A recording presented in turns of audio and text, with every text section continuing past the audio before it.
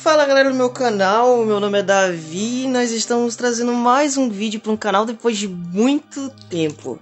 Galera, sim, estamos de volta, quer dizer, eu tô de volta, mas eu não tô sozinho dessa vez. Dessa vez eu tô com o meu amigo Eric. Um salve, Eric. E aí pessoal, como é que vocês estão? Bom, a gente tá aqui para falar sobre um tema um tanto quanto polêmico, sobre o que tá acontecendo com a Microsoft. É um novo estilo de vídeo específico, né? Eu tava bem indeciso sobre como fazer isso e, bom, dessa vez eu tô tentando trazer um outro tipo de vídeo, um outro estilo. Eu espero que vocês gostem relativamente, eu não quero falar apenas de jogo, eu quero falar de filme, desenho, o que vier à nossa cabeça e vontade de falar. Enfim, se você já gostou do vídeo, em específico, ou gostou do tema, deixa o like, se inscreve aí, dá uma força aí que você me ajuda demais. Galera, vamos começar, que agora a gente vai começar a falar da Microsoft. Galera, pra quem não tá sabendo, a Microsoft ela passou por uma situação tanto quanto conturbada no dia 7 de maio.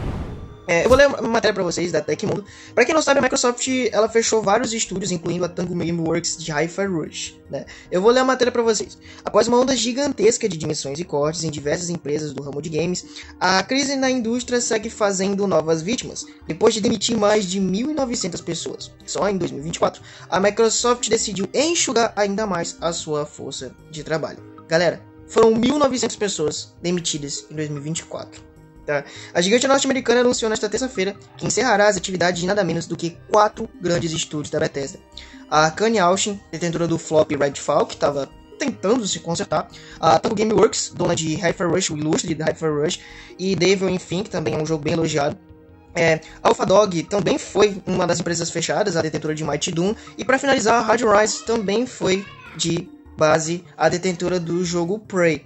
O número exato de demissões, no entanto, não foi especificado pela Microsoft, ou seja, 1.900 nem é a certeza do número exato da quantidade de pessoas. Galera, é muita gente. A gente sabe que são muitos estúdios cara, 1.900 pessoas fazem uma diferença absurda nesses estúdios. Eu tô tentando entender o que tá acontecendo com a Microsoft, né? A gente sabe que empresa é uma coisa complicada, mas é uma situação difícil de entender. Cara, situação complicada na Microsoft. Muita gente perdendo emprego, seguindo aí também, não é uma coisa de hoje, tá seguindo aí uma digamos assim, uma tendência, né, uma tendência de demissões, uma leva de demissões que tá acontecendo não só por parte da Microsoft, né, mas nas Big Techs como um todo. A Google estava demitindo, a Meta estava demitindo, as grandes empresas estavam fazendo esse grande layoff de funcionários, milhares e milhares de pessoas perdendo emprego. E no caso da Microsoft especificamente, a gente pode correlacionar aí com a compra da Activision Blizzard, né? Que 70 bilhões de dólares não é pouca coisa, mesmo para ela, que é uma das maiores empresas do mundo. 70 bilhões de dólares é muito dinheiro, muito, muito dinheiro.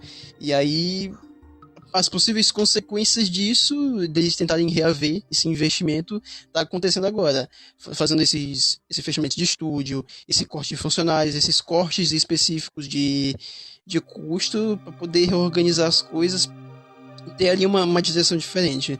O problema é que tudo isso é muito confuso, porque são cortes que a gente olha e aparentemente eles não fazem muito sentido, como é o caso, por exemplo, aí da Tango Gameworks, que lançou Hi-Fi Rush. Hi-Fi Rush foi um dos melhores jogos do ano passado. Cara, a arte de Hi-Fi Rush é muito linda.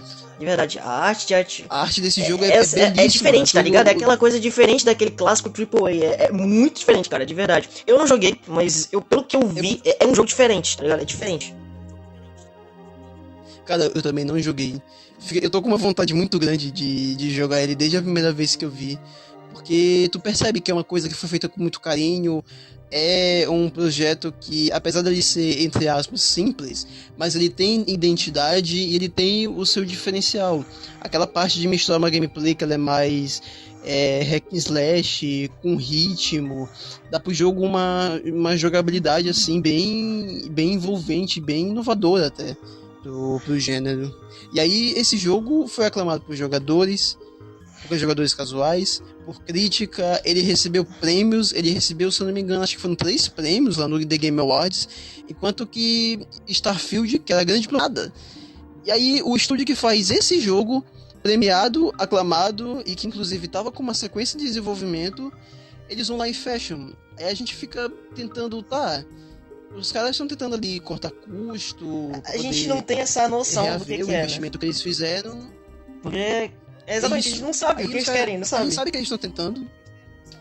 Isso, a gente sabe que eles estão tentando uma coisa, mas o que exatamente eles querem com essa coisa, a gente fica sem entender por conta dessas coisas que não fazem olhando sentido. só em papel de números, galera, Hi-Fi Rush ele foi aclamado pela crítica, tá? E além de ser aclamado pela crítica, ele teve bons resultados, tá ligado? A maioria desses jogos que foram citados, inclusive o Devil Enfim e outros jogos, tiveram um orçamento interessante. Mas é como a gente tá falando aqui em questão da parte do investimento da Microsoft, que eu sinto uma estranheza do que aconteceu, porque a Microsoft ela investiu muito na Activision Blizzard, tá?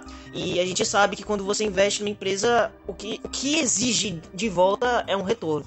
E, cara, parece que não tá sendo suficiente.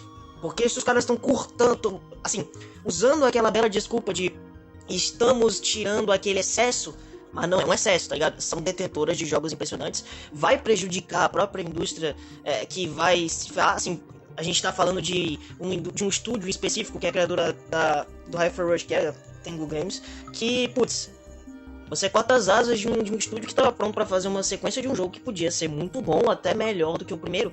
E é complicado a gente entender qual que é da Microsoft, qual que é a toada, o que o Phil Spencer quer, né, com o futuro da Microsoft, porque eu sinto algo muito bagunçado.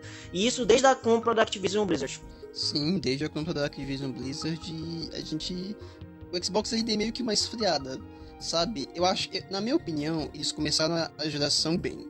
Teve ali o lançamento do Series S, do Series X, eles trouxeram umas funcionalidades interessantes, tipo o Quick Resume, que ele meio que congela o jogo na hora que tu sai dele, e aí quando tu volta, ele volta para o exato mesmo ponto onde o jogo tava, que é uma coisa assim que a gente vê bastante em emulador, mas não tinha uma parada meio assim no videogame. Aí, fora algumas outras coisas também, parecia um começo bem promissor. Mas aí o tempo foi passando, teve esse lance da compra da Activision Blizzard, e aí quando ela foi concretizada, parece que o gás diminuiu dos caras. E, tipo assim, teve o fechamento dos estúdios, mas não para por aí. Também tá rolando um rumor de que o preço do Game Pass pode aumentar de novo. Ele já tinha aumentado antes, que antes era R$45, aqui no Brasil, né, era R$45 no plano Ultimate, e hoje tá 50, e tá aí com um rumor de que vai aumentar ainda mais. E ainda por cima, eu cheguei a ver também de que provavelmente mais gente seria demitida e mais... A situação tá tão alarmante que, assim, o número de jogadores de Game Pass, ele deu uma estagnada. Ou seja, aquela base que a Microsoft tem, ela não tá subindo. Cara, quando uma empresa precisa de dinheiro, ela faz o que ela quiser, ela aumenta o preço das coisas. E o que você pode fazer? Se eu não posso aumentar a quantidade de jogadores, eu vou aumentar o valor. Infelizmente, isso pode fazer com que muitas pessoas deixem. Cara, eu sou usuário do Game Pass, eu uso muito o Game Pass. Eu acho que é até melhor do que a Sony faz com os seus jogos em específico. Cara, você tem acesso a muito jogo de verdade. É diferente, tá ligado? É diferente, a Game Pass, é óbvio que a Microsoft, ela mostra que ela tem um foco e um carinho especial por serviço. Ela mostra que ela quer se propor a entregar um serviço. O Game Pass é um serviço. Como qualquer coisa, ela é recorrente a danos e prejuízos que ela pode ter. E tudo que acontece na Microsoft reflete diretamente nesse Microsoft. E quando a gente olha para os jogos em específico, cara, tem muito jogo assim, de porte pequeno, tá ligado? Pra Game Pass. E são justamente esses jogos que movem a própria Game Pass, quando até o próprio criador falou que esses jogos são o que moviam o Game Pass. E aí o que me deixa estranhando essa situação é porque diabos você fecha 4 estúdios com jogos interessantes, de porte até relativamente pequeno, e são jogos que justamente são de porte pequeno, aquele tipo de jogo que ele falou que ele queria dar prioridade, ele tá fechando estúdios que tem esses jogos. É muito complicado, de verdade é muito diferente. Você não tem como ter 12 AAAs ao ano, então esses jogos mais simplesinhos, ele meio que ajuda a empresa a funcionar e rodar. Eu cito os AAAs, e eles também, sabe, na indústria como um todo, a gente pode até falar disso depois, mas vamos focar aqui no Xbox. Jogo AAA hoje em dia é muito caro para desenvolver, tá muito caro, e considerando que a base do Game Pass ela não cresceu tanto assim nos últimos tempos, tu consegue imaginar, cara, peraí, a gente tá gastando demais, fazer esses jogos aqui grandões tá muito caro, a gente não tá mais conseguindo tirar tanto quanto antigamente, a nossa base de usuários não tá crescendo tanto assim, o público não tá aumentando tanto assim pra gente conseguir tirar essa diferença. Então, vamos continuar cortando custo. Aí é que entraria a questão dos jogos menores, jogos de porte menor. Que aí foi o caso do próprio Hi-Fi Rush. A gente pode citar também jogos do... esse é bom, tá? Uma imagem deles e é, sabe, de cair o queixo de tão lindo. Eu tava jogando o Hollow Knight, cara. Daquele negócio. O Hollow Knight, que é basicamente na mesma pegada. É muito bom, Knight também. Muito bom, jogos diferentes, de verdade. Esses jogos ambientam uma coisa diferente. Sim, e eles são, sabe, muito queridos pelo pessoal que jogou, pelo pessoal que conhece. Mas aí vai lá e fechou o estúdio. Só falando também que... Cara, não é que esses jogos não podem ter continuação, eles podem, mas quando você corta o estúdio que fez o jogo é muito difícil você continuar um título, principalmente quando as ideias são meio difusas, né? A gente tem funcionários misturados agora, não é a mesma coisa, é diferente, a gente sabe que é complicado você replicar esse jogo quando você não tem essa base e... Isso bota em jogo muitas sequências, isso bota em jogo. E se continuar a demitir assim, que tipo de mensagem a Microsoft ela tá passando para a indústria? Porque a gente percebe que agora o foco da Microsoft está deixando de ser aquilo que a gente considerava como jogos e agora está se transformando em outra coisa, né? A gente pode olhar que a Microsoft Studios agora também quer fazer uma seção só voltada para games e chamar de Microsoft Games. Então, tá começando a se transformar naquela coisa de segundo plano. E isso é uma coisa que me deixa muito preocupado.